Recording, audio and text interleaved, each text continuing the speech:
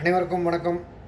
இன்றைக்கி ஒரு பாராட்டு, அப்படியே ஒரு இன்ஃபர்மேஷன். பாராட்டு சென்சி டிஎம்கே வெற்றிகரமாக பசங்க பிளாஸ்ட் பண்ணி விட்டாங்க. அதுக்கு முக்கியமாக தாவைக்கா அரசுக்கு தான் நன்றி தெரிவிக்கணும். அவங்க பாட்டு ஒரு ஓரமாக செஞ்சுட்டு போயிருப்பாங்க.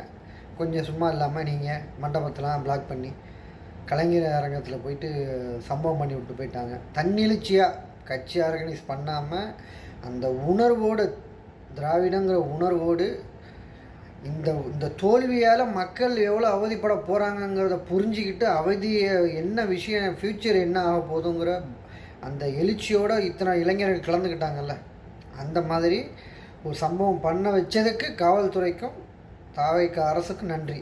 அப்புறம் இன்னொரு சம்பவம், இன்னொன்று முக்கியமாக பெண்கள் பாதுகாப்பு அப்படின்னு இப்போ ஒரு அரசு சொல்லிக்கிட்டு இருக்கு. நீங்கள்லாம் கூட பெண்கள் பாதுகாப்பு இல்லை அப்படி இப்படின்னு இந்த பெண்களுக்கு எதிராக குற்றம் செய்கிறது திமுக எதுவும் செய்யலைன்னு ஒரு பின்பத்தை கட்டமைச்சாங்கல்ல.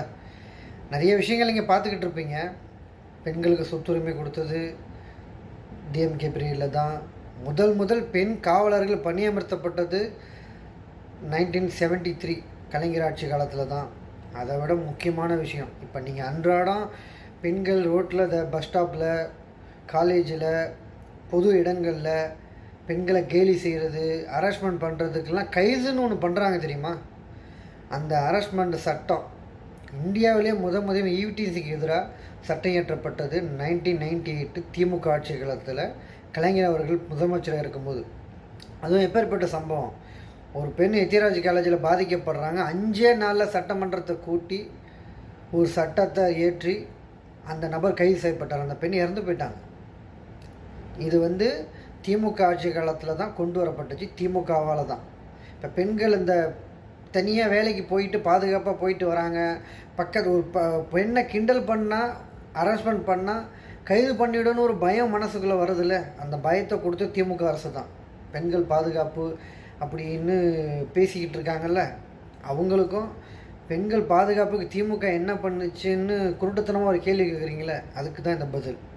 அதெல்லாம் விட முக்கியமாக, சட்டங்கள் என்ன தான் ஏற்றினாலும் தனி மனித ஒழுக்கம் இல்லாத ஒரு தப்பை நீங்கள் எந்த காலத்துலேயும் தடுத்து நிறுத்த முடியாது.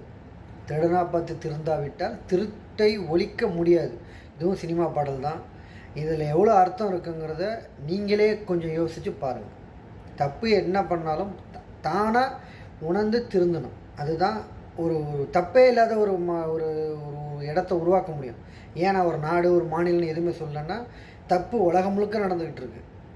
எந்த பாரபட்சமே இல்லாமல் எல்லா நாட்டிலையும் நடந்துக்கிட்டு இருக்கு.